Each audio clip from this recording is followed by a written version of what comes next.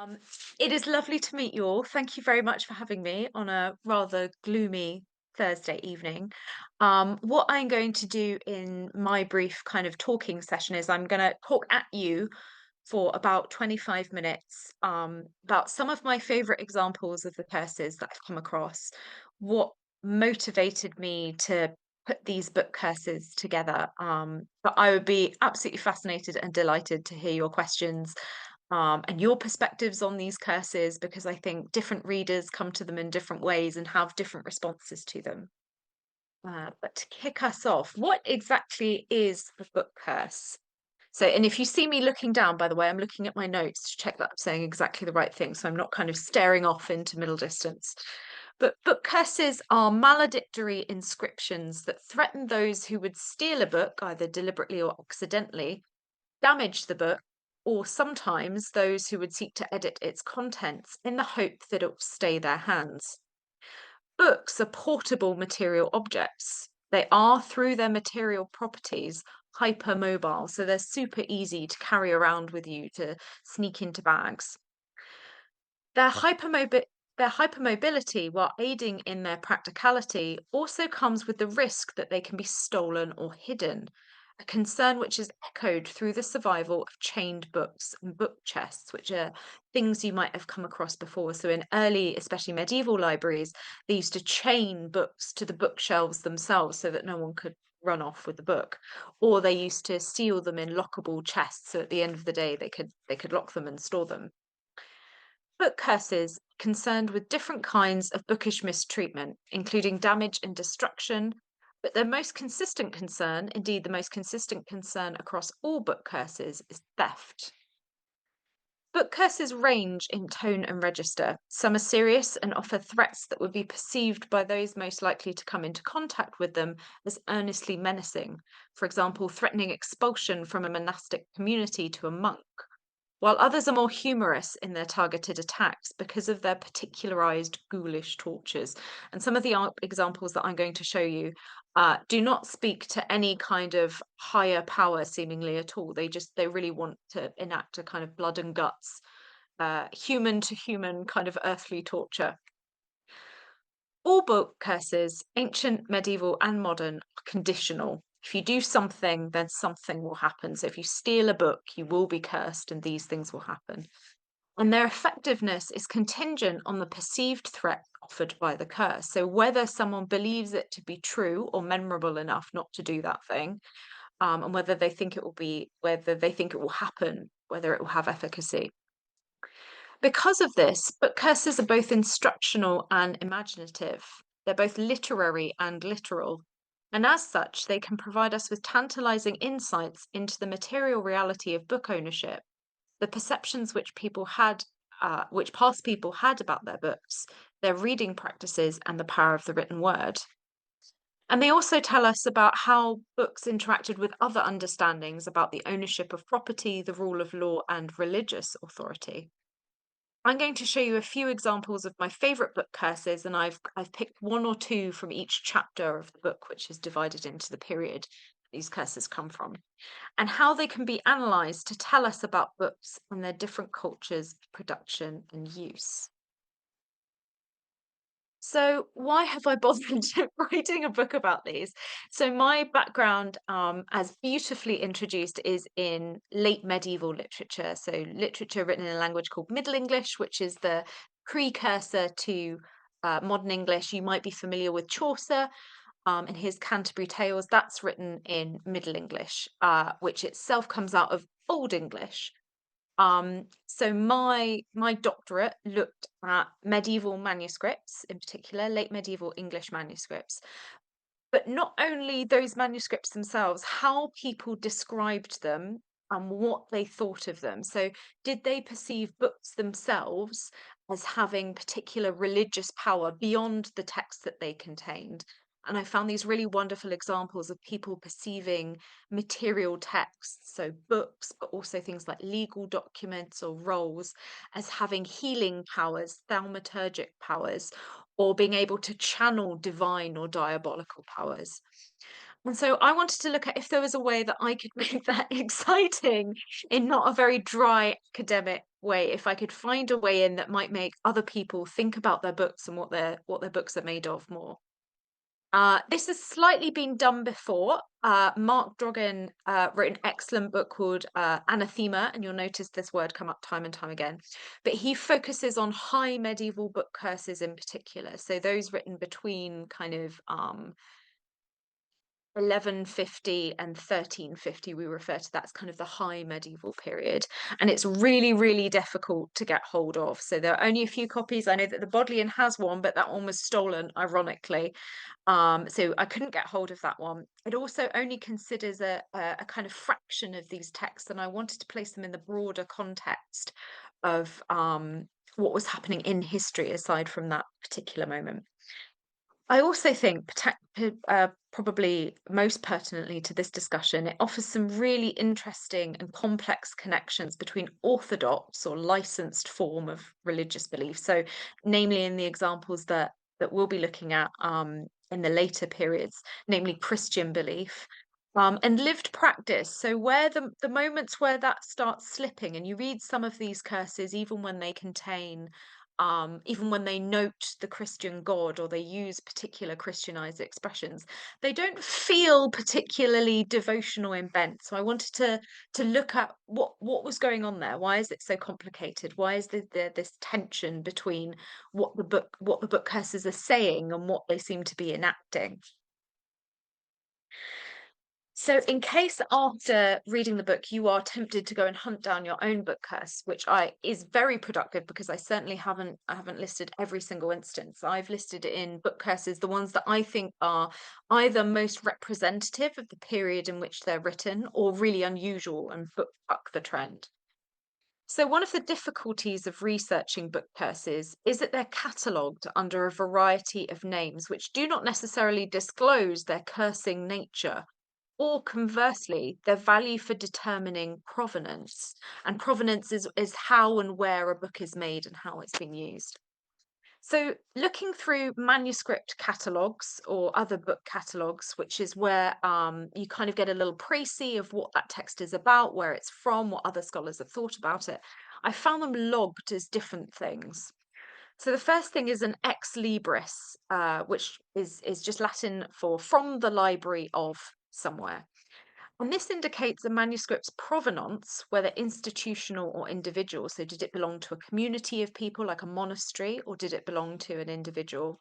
But it doesn't disclose that that inscription contains a curse, which, in my view, is one of the most exciting things about it. Another one is it's listed under ownership inscription. Now, again, that indicates provenance, but doesn't indicate that there's cursing involved. One of the most common titles that they're given is the word anathema, um, term which implies a sense of intense disapproval or threat, but it's often used interchangeably with the word excommunication, so being excluded from the church, particularly the Catholic Church. And indeed, in the Oxford Dictionary of the Middle Ages, there isn't an entry for the term anathema. It links straight back to excommunication. However, a great deal of book curses don't threaten excommunication when they're saying anathema. They just mean this general sense of cursing. Some explicitly do say you will be excommunicated, but many don't. And this is kind of elided by that general term, anathema. And then some of them are logged as a lyric or a verse. Some of these book curses, especially those that rhyme, you'll see plenty of examples, and we'll come back to the idea of rhyme soon, are categorized as ownership inscription verses, and you can find them in books, collections of poetry where they've been placed in conversation there. So each of these terms encourages catalogue readers to approach these texts with preconceptions about their usefulness in determining a manuscript's provenance, its literary value, or its relationship with religion. And I argue that I think book curse offers a useful specificity for considering this text type. So it at once acknowledges its relationship to books, they are things written in books, but also its key definitive quality, the fact that it contains a curse. The only caveat I would apply to this is that they're not always in books. So one of the examples I'm going to show you, indeed the earliest examples, are written on stone monuments. But the reason why I included them in this book is because they talk about the importance of the written word and the written word as a material thing, as something that you can rub out and rewrite that you have to do. So I thought book curses was a general term. There was an earlier, one of my draft titles was bookish maledictions, bookish giving me a little bit of a free rein into what I could talk about, but we settled on book curses as overwhelmingly they are in curses. Now, some of the eagle-eyed among you, and I know there will be experts in this kind of thing perhaps in the room, might have noticed that there are neither ancient Greek nor Roman curses in this book. Neither are there examples of Jewish book curses or Islamic curses. In terms of the ancient Greek and Roman curses, the reason for this is material evidence, and I would be very happy to be corrected. Indeed, I think there's probably an excellent book to be written on Roman and Greek relationships to written curses. But um, one of the reasons that they're not represented here is because of the material that they were writing their texts on, which would have been papyrus as opposed to the more durable parchment. And papyrus is an excellent material support for writing, but it is very fragile. So when writing long texts, if you were to try and roll before the form of the codex, the book was invented, text would be written on these long rolls. And the problem with papyrus is that as soon as you start rolling it, it starts cracking because of the fibers of the plant, and it's also really sensitive to moisture. So a lot of those papyrus records are either very, very fractured, we only have little bits left of them, or they have been completely destroyed. And then in terms of Jewish book curses and Islamic book curses, that is namely a problem with my own, excuse me, my own scholarly knowledge in that I don't have a grasp of their languages. So there would be an enormous amount of work more to do on those book curses, which I think would be a really productive thing to look at. But I've left a reference on the screen for if you're particularly interested in Roman curses. There's a book that came out really recently which deals in them in great detail.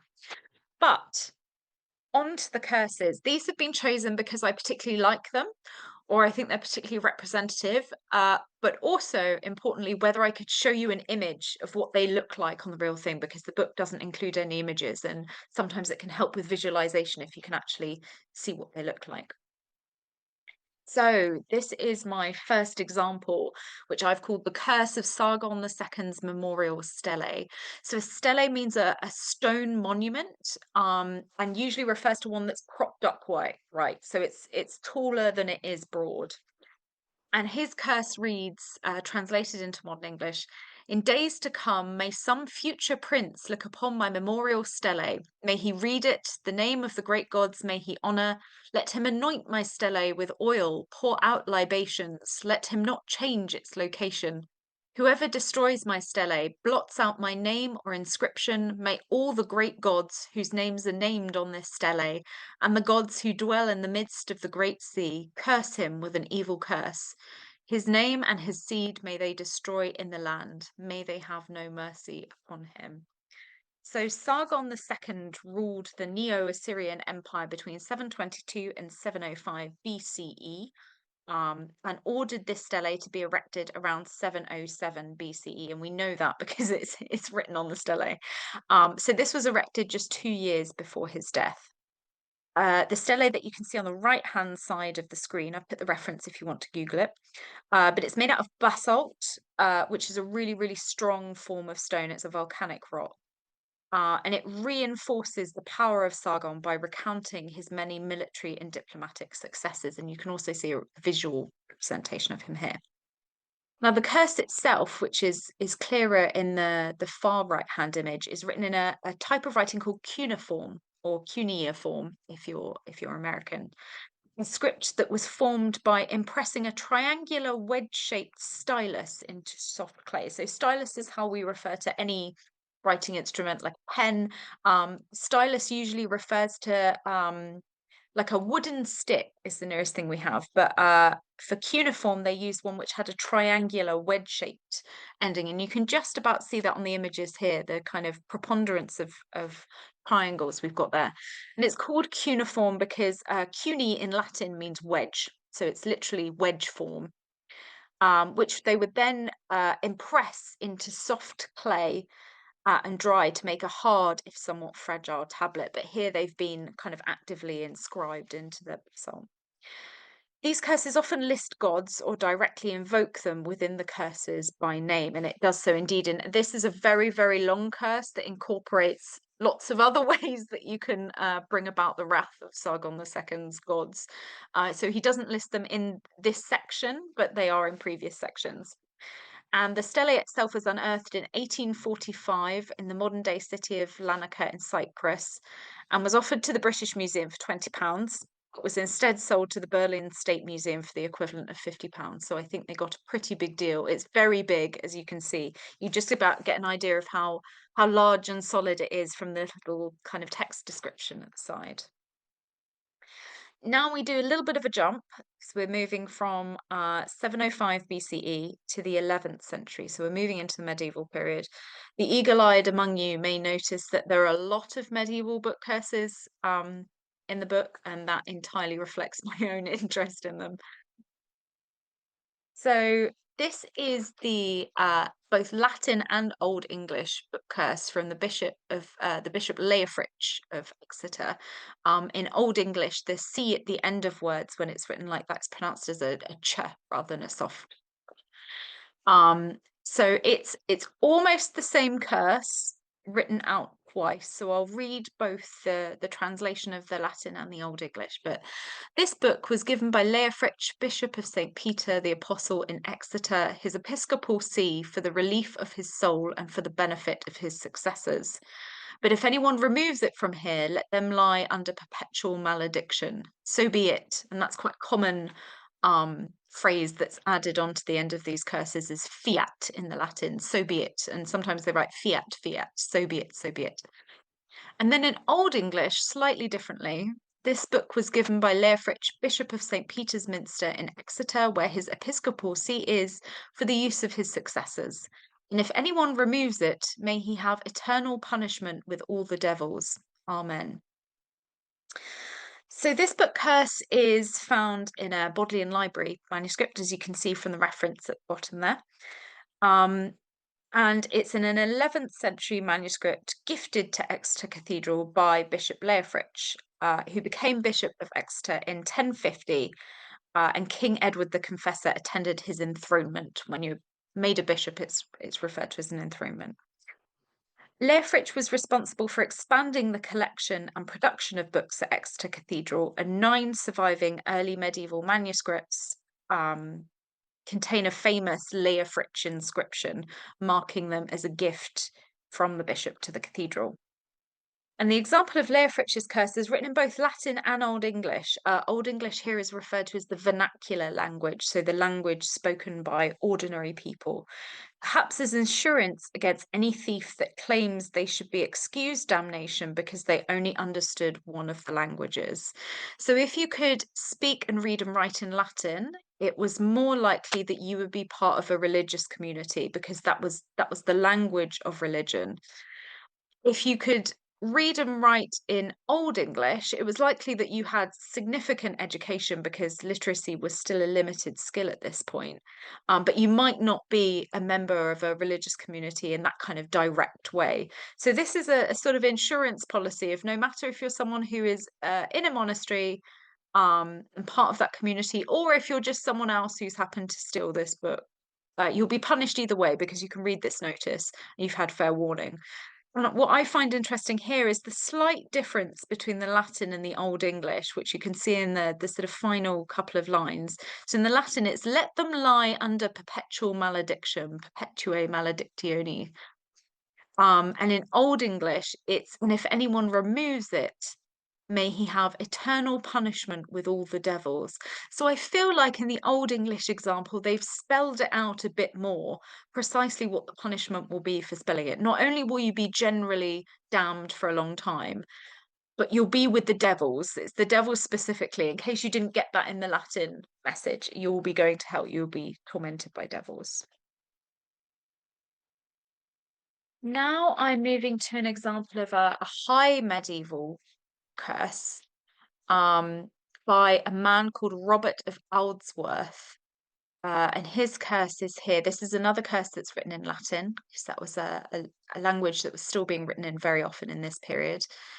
Robert of Oldsworth had this book written, I am for the community. I do not want to be separated. May I therefore be given to one as I am available to all.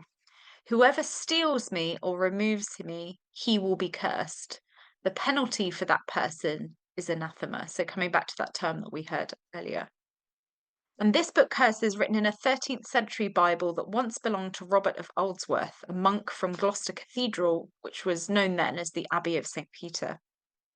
The curse, as you can see, is written in a very clear script, and I should note that that dodgy little red ring that's around it was added by me. That's not in the manuscript. That's just so you could see exactly where it is. It's written on a very clear script on the front inside binding. So as soon as you open the book, opposite folio listing the other books owned by Robert.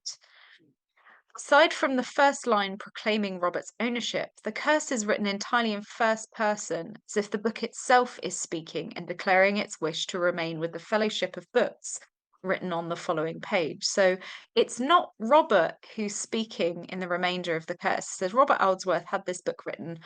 I am for the community. I, the book, am for the community. I do not want to be separated. And I think that's really interesting that Robert here is given the book itself voice, almost as if the book might have written the curse itself.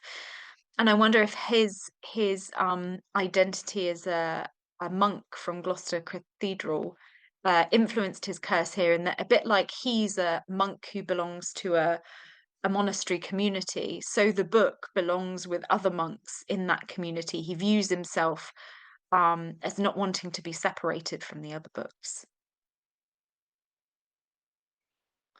The next one, now we're getting into really my favorite period, which is a funny book curse by someone called John Hancock.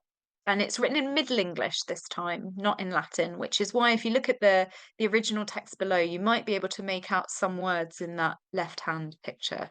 But translated into modern English, it says, this is John Hancock's book, and whoever says nay, the devil of hell bear Thomas Carter away. Know before you knit, and then you may loosen it. If you knit before you know, then it is too late. Now that initially on a first reading might seem quite puzzling, like what on earth is going on with those last two lines? And we've mentioned two people. We've got John Hancock. We've also got Thomas Carter, who is threatened with the devil. So this riddle-like curse features in a 15th century manuscript that contains a collection of writings by Thomas Hoccleve. And Thomas Hoccleve is often credited with writing the first autobiographical account of mental illness in the English language in his Complaint, which forms part of his wider work known as the series. So he offers this really touching recollection of suffering quite badly with depression. The poems are penned in Hoccleve's own hand, and the book was intended as a presentation copy, so a gift for Joan Beaufort, Countess of Westmoreland, and she was the niece of Geoffrey Chaucer. The Thomas Carter mentioned in the curse appears to have been a cheeky scribe and is responsible for several inscriptions in the manuscript. A few folios later, he writes, Thomas, you be a good scrivener, a somewhat debatable claim as his inscription is almost completely covered by a smudge of ink from his own writing, so I don't think he necessarily is particularly good scribe. Scrivener means scribe. Some scholars have speculated that the inscription conversations between John and Thomas indicate a schoolboy rivalry. So this was perhaps a text that they were using to study, to read, and they've written notes to one another in the margins, just as you can see here, cursing one another if they take the book away. Now, those troubling lines at the end, the reference to knitting, can be understood as a reference to marriage. So you'll be familiar with the expression, oh, when you're getting married, you're tying the knot. That was a kind of metaphor for marriage that was already apparent in this period. So it's saying, know before you marry the person that you're getting married to. And if they turn out to be not as good as you've hoped, you can dissolve that marriage. You can not get married to them. It doesn't matter. But if you tie the knot before you know them properly, then it's too late. It's too late to carry on with it. And I think that's a very bizarre thing for two perhaps teenage boys to be saying to one another, but maybe actually that maps on quite well. Ooh, there we go. Now, for all of the examples that I've shown you so far, they've been written by men. That's not necessarily true of those of the high and late medieval period. We have plenty of examples of those penned by women as well, but this is one of my favorite examples written by a woman that, from the early modern period, and her name is Jane Gemmell or Gemble, and you can see her book curse just circled in red there. So this short book curse is found in a book of recipes dating between 1660 and 1700. The manuscript contains over 90 recipes, most of which are culinary, but some of which are medicinal or relating to household management. And you can just about make out at the top of the manuscript image that I put here, at the very top it says to make an orange pudding. And then the next recipe underneath is for making venison of mutton. So to make mutton taste like venison, even if it's a bit old or a bit ropey. Some of the culinary recipes offer, or many of the culinary recipes offer fruit preserves, but there are also plenty concerning other foods which would have been served at banquets. The owner of this book was a woman named Jean Gemmell, who spells her name as Gemmell, Gemble, and Gemmell at various points in the manuscript. And the book curse is found there, right in the bottom right-hand corner, which reads as Jean Gemmell, her book. I wish she may be drowned that steals it from her. So Jean specifically wishes for drowning against the person who steals her recipe book. Now to move to an example not from an adult at all, but from a child. And this is a noticeable difference as the book curses get closer and closer to the modern day. So they're more likely to be written by a younger reader. And this one is by Mary Fearman, and she's written in the front of her book. Mary Fearman, her book, God give her grace unto look not to look, but understand learning is better than house or land. Still not this book for fear of shame, for here you'll find the owner's name, December 18th, 1742. And this emphatic book curse was inscribed in a third edition copy of Charles Perrault's History or Tales of Past Times, printed in London in 1741. So the collection is also known as the Tales of Mother Goose, which you might be familiar with. So it contains Little Red Riding Hood, Puss in Boots, and Cinderella. Fearman was clearly proud of her book, and her inscription is neatly written in black pen. She underlines the word owners, as you can see, to emphasize her possession over the volume, and perhaps to point the reader back to her own fairy tale villainesque surname. So I love that she wrote a book curse and her name is Fearman. I think that's great. While the rhyming couplets of the curse could have been more fully emphasized if she had placed them at the end of her lines, her more individualized lineation adds a rakish charm to the malediction.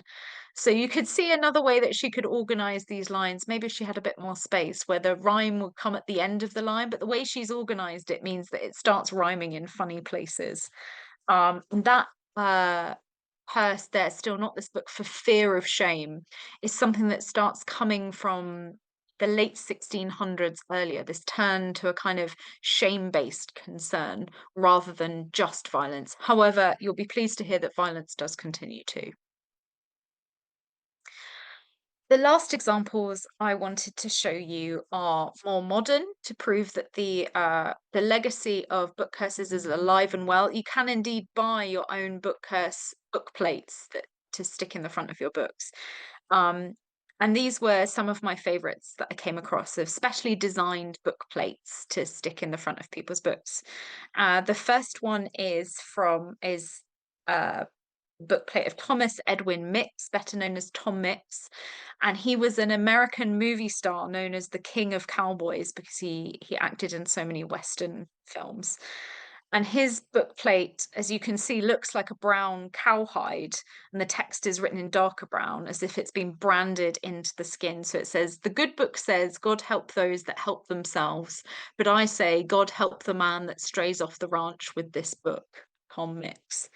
So it appears to threaten that anyone who leaves the ranch with his book may end up with their own skin tanned or branded, like Tom Mix's bookplate here. The second one on the screen is by an author called Malcolm M. Ferguson, who was a writer of weird fiction. And some of you might be familiar with him. So he writes books that are kind of horror, supernatural, fantasy themed. And the bookplate features an illustration of a bony hand that's been stabbed by a dagger decorated with archaic symbols as it reaches for the spines of books bearing titles like Necronomicon and Horrid Rites. So I quite like that it's quite self-referential in this book, that he really knows what he's talking about when he's kind of threatening something spooky and curse-like. And then a personal favorite for me is this final example of bookplate by John Simpson, who was himself a collector of bookplates and books on fishing. So Simpson's bookplate uses a faux Middle English curse and features an illustration of a man in late medieval dress fishing on a river in the foreground, while the ghost of a hanged man is embraced by the arms of a black devil in the background. At the top of the bookplate, a godly hand points to the executed sinner, and a banderole proclaims he stole John's book. And I just really like that he included both of his interests in collecting bookplates, but also in fishing. He managed to segue in a man fishing there. And my final note would be, if anybody is thinking about challenging the efficacy of book curses, all of these manuscripts or stone monuments have stood the test of time and survived today. So they're doing something right in that those books have still survived now.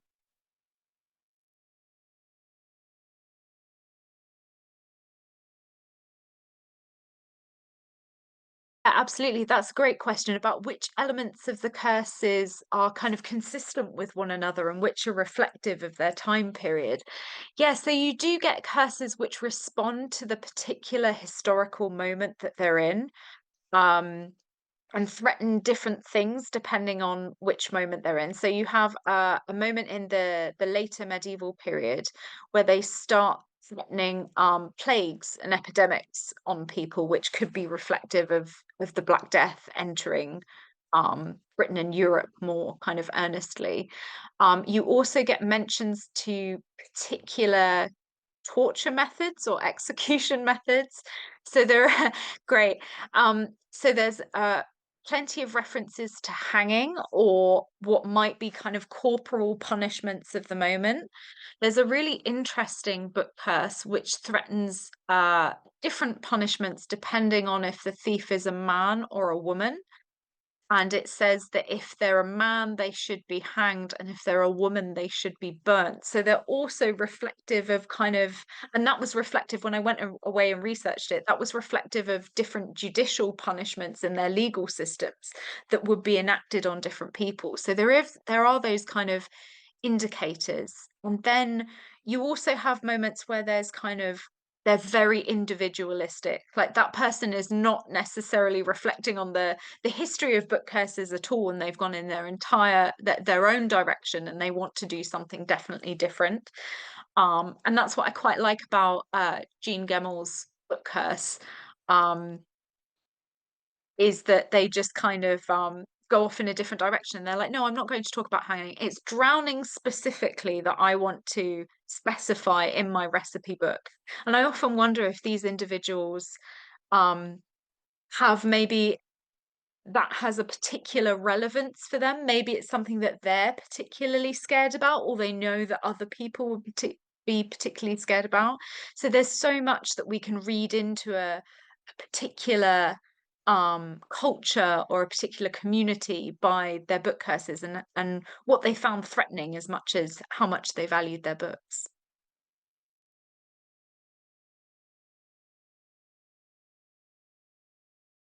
Interesting. Yes, I did.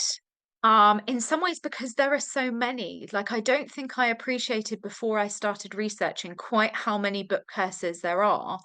I would say they number in their hundreds, if not, I'm sure thousands, if you started incorporating a lot more, a lot different languages.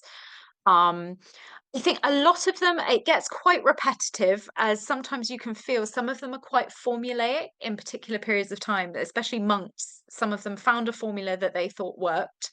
And so you find them replicated across a lot of different manuscripts. So I wanted to choose the examples which I thought had a really interesting story or spoke to a really interesting element of cursing the books. Um, so in a way, it was easy because I often followed my own sense of humor or my own sense of what I found particularly threatening or unusual, and I tried to imagine what I thought other people would find interesting as well. So hopefully, there's a curse for everyone in the book.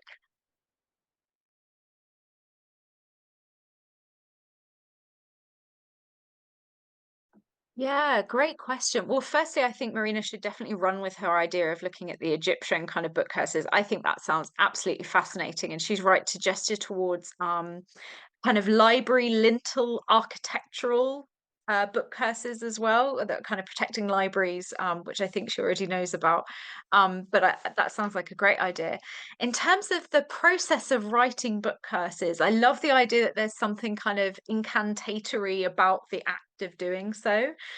And I can imagine in certain cases where that would be the case. So, especially in colophons, which is another type of kind of text type that I didn't mention. Colophons are tiny little portions of text added to the end of a big bit of text. So usually they appear right at the end of books, which usually say something like the scribe John compiled this text together. Bless this scribe and curse anyone who would ever try and destroy this text. And I think that's quite a common construction at the end of curses, to have this kind at the end of texts, to have this colophon which kind of praises the scribe. And I can see there being a kind of ritualistic element to finishing a text and being like, oh, I've just spent so long crouching over a manuscript in a dark monastery scriptoria, and now I finally get to finish. And also, as my parting word, I'm going to curse anyone who comes after me. So I can imagine in some senses, yes. And there's one book curse I've included which says that the curse that is in that manuscript should be recited with a bell and a candle each year, which is part of the kind of yearly practice of going through the liturgy. So that then in itself is included as part of that practice. I imagine some of the others being more kind of ad hoc and scribbled in as kind of a, oh, I just want to stick my claim and I'm going to scribble this at the beginning. But I think in some ways we all do that with our books, especially children, I think. There's this sense of writing your name in books that you get for Christmas or your birthday or that you're gifted, and having a real sense of ownership. You want to claim that as your book. I think that's off maybe kind of a ritual process that we all do. I mean, like I always feel really touched when you pick up somebody's book from a secondhand bookshop and it's got a little inscription from someone else. Um, yeah, I think that's something that speaks to our own individual ritualistic practices in doing that. Um, you get the sense that these curses bleed outwards from where they're written into the overall perception of the book. So you were talking about examples of um, curses that might be broken or ritualistically kind of snapped or placed in particular locations. And I think there's the real sense, perhaps well is illustrated by that book curse that's written in the first person, where it's almost as if the book itself is speaking. um the sense that it almost gives the book agency over itself, that the curse is the nearest thing we have to a book speaking for itself and protecting its own material integrity.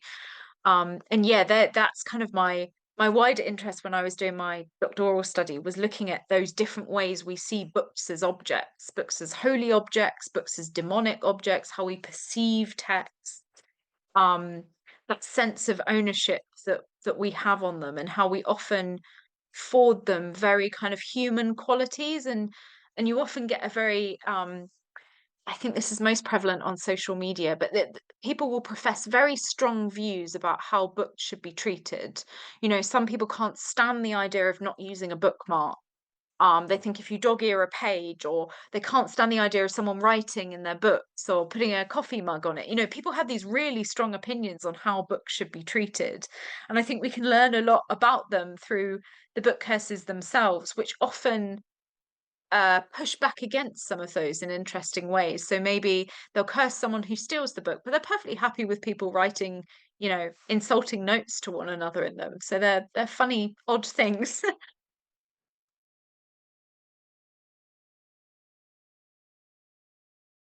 Yeah, so thank you, that's a great question. It comes in a kind of kaleidoscope of answers in my brain. So part of what I looked at in my doctoral research was these things called bookcraft recipes, which exist in the late medieval period, which are basically craft instructions for how to make particular parts of a book if you wanted to do it yourself. Now, whether these were actually practically used or just were kind of nice encyclopedic bits of knowledge to have, we don't quite know, and it varies from manuscript to manuscript. But they have recipes for different types of inks to make different colors, recipes for how to make parchment out of different skin, and even bizarre things like how to turn um, gloves made of kid skin, made of goat skin, into parchment that you can then use to write on. So there's kind of like, in some ways, really forward thinking recycling. There's some great ones about how to use bread that you find in the kitchen to soak up the ink of a text so you can get rid of it, you can rub it out and you can write over it again. So people have always been thinking really carefully about how they make their books, how they can make them cheaply, how they can make them well. And I don't have any kind of professional knowledge in bookmaking. I leave that to the expert conservators and the people who make them. But I have a real interest in crafting because I love making lino cuts. um, so I love messing around with the idea of printing and sitting with something for a really long time and kind of slowly chipping away at it. And I feel like through doing that, I have some sense of the joys and the frustrations that must have been involved with printing books in, for example, the late medieval, early modern period, when just one minor error, one slip of the hand, or one letter that's accidentally been turned the wrong way round and is to front can completely ruin your whole thing. And just the time and patience that it requires, and therefore perhaps how we're so used to receiving books, if we're not making them ourselves, as kind of these magical entities which just appear beautifully in bookshelves. And there's kind of this mystery process of how they're produced, and we're not necessarily sure what they're made of. Sometimes they might have some kind of eco credential to make claim of them, but we're not really there to see how they're made. Whereas in some periods of literary history, they're that would have been super visible. The parchment would have been drying outside of the workshops, and you could make these inks at home. So people would have had like a real tangible material understanding of how these things are made. And I just find all of that so interesting. And there are so many people who have such enormous expertise of how to put books back together that were made hundreds of years ago in a sympathetic way, and how to make them look beautiful and how to keep them safe. Um, yeah, I find all of that absolutely fascinating. And I remember at one point, I went to one of the only surviving parchment makers left in the UK. And it was a trip organized by a bibliographical society. And so it was loads of academics who are interested in medieval books. And we all went over to this parchment making place where they produced the parchment skins for the House of Lords, which still use them to write laws on. And that was fascinating, just seeing how laborious and smelly and gross and weird all of it was. And it's kind of, you wouldn't necessarily think of those processes when you pick up a book, but certainly medieval and early modern people definitely did. And there's lots of interesting connections made between the violence that it takes to make a book and how they perceive the world. So there are these poems that figure Christ's body as a piece of parchment being stretched out, and his wounds as being like writing with red ink. So they were very aware of the kind of potential of those kind of very violent metaphors.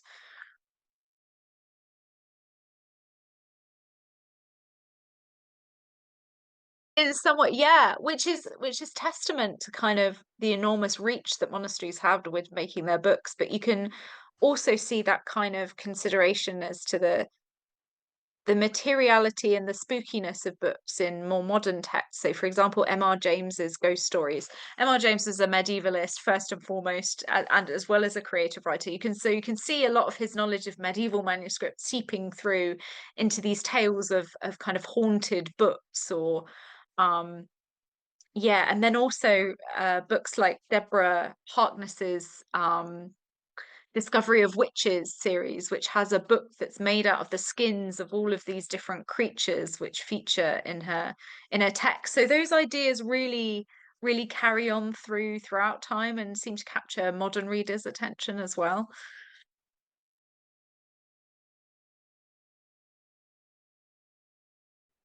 I think you're right, because you think of, in those examples where you've got those kind of bespoke artists who are making those books, how much knowledge, how much time, expertise, materials goes into crafting that text. And we're very used to, I don't know, looking at a PDF online, or we've got an ebook, or we've got a kind of mass produced book that we got, which is how we all engage with text. But it's really interesting to look at books with that perspective, and you can then see, I think, when you're when you hold something that's really special like that has a lot of material and emotional worth. I think you start to get more of a sense of why some of these curses might have been written, because these books were so special to the people who had them, and they represented monetary value but also a lot of time investment, and that they were loved by people. I think that's ultimately where this impulse to curse comes from, not necessarily with the desire to actually hurt someone, but in the hope that it will never happen because the book will remain safe.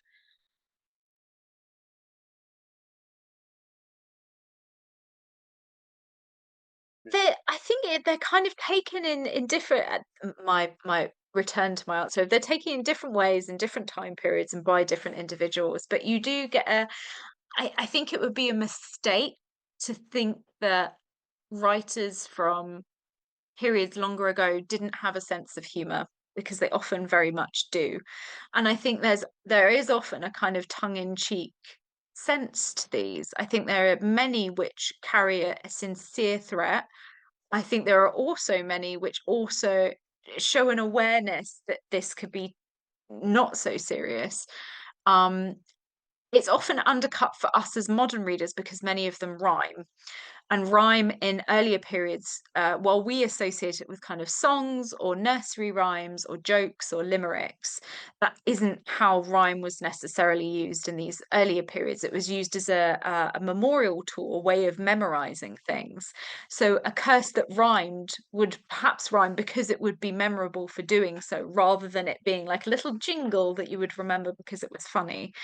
So I think sometimes they are really earnestly threatening, and sometimes I think it's more exactly as you phrased it, encouraging someone to take a beat, to take a moment, to step back, to reconsider, and perhaps to remind the person who's reading that book that someone cares about this. Someone cares enough to know where it is. Someone cares enough to write their name in it and to write a curse in it. So you're probably not going to get away with stealing it, even if it is, even if the curse doesn't prove to be efficacious. They're probably going to come after you anyway. They'd noticed their book was missing.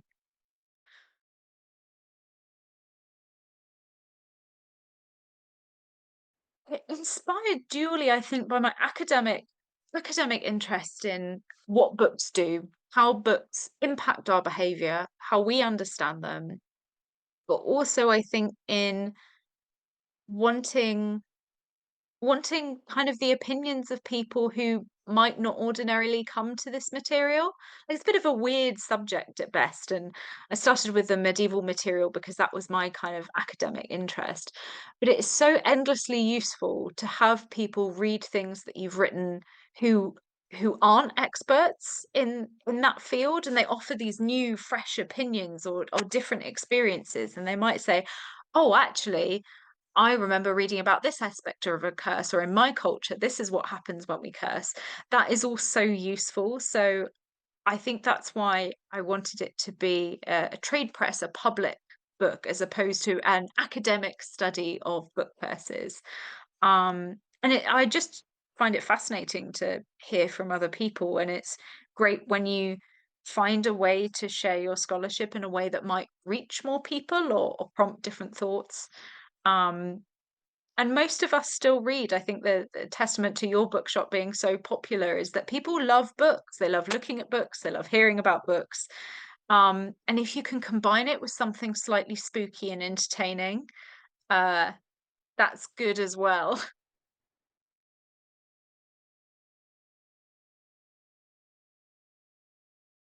Oh, well, actually, I've got the perfect one for this because before I started, you know, that moment when you're trying to write something important and your mind decides that's the moment that you can't remember any words at all in your head and you get frightened of the Word document. So the exercise that I did with this was I made myself write a book curse for the book. So the first book curse that's featured in it is a curse that I wrote for the book. And if you don't mind, I will read that curse, which is my page is white, my ink is black, my spine is straight, I neatly stack. Look after me and treat me kind, or under my curse you will find my paper cuts, my corners bruise, your sight I'll fog, your page I'll lose. To steer well clear of this affliction, heed well the bookish malediction. So that is the book curse of the Book of Book Curses.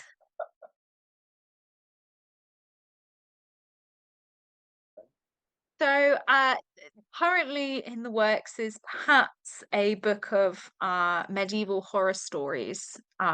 Might be coming because I also have kind of another interest which is in folk horror, and love exploring that. So kind of spooky stories that are set in the English countryside and kind of later medieval period is right up my street. So let's see, but hopefully keep going.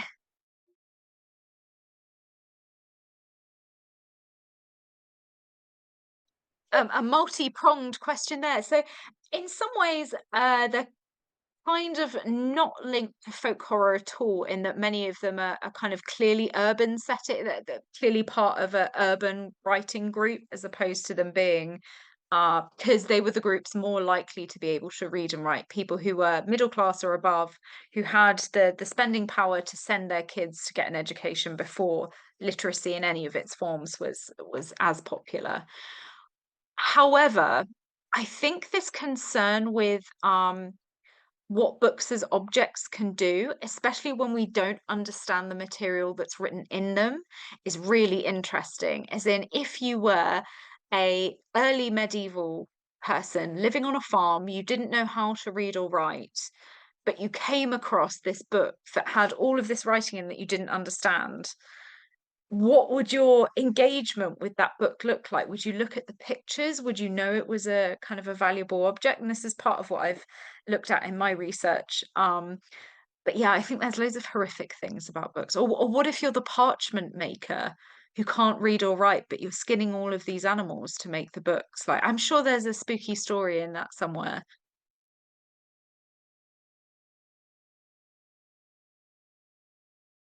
I suppose an extension of that is kind of banned books, as well, and books that we consider kind of too dangerous to know, to that their ideas are gonna propagate without uh, our control in place. And I think that's, in some way, I think banning the books is kind of like an extension of the book curse, in the way that you think about how they can operate as objects outside of our control. So right, I think there's lots of different ways to curse things, and they might not be explicit. They might be paratextual. They might be in the form of reviews or book talk interviews or something like that, where a text suddenly takes off or is suddenly damned and appears nowhere anymore. Um, yeah, we do seem to express very strongly our likes and dislikes through books.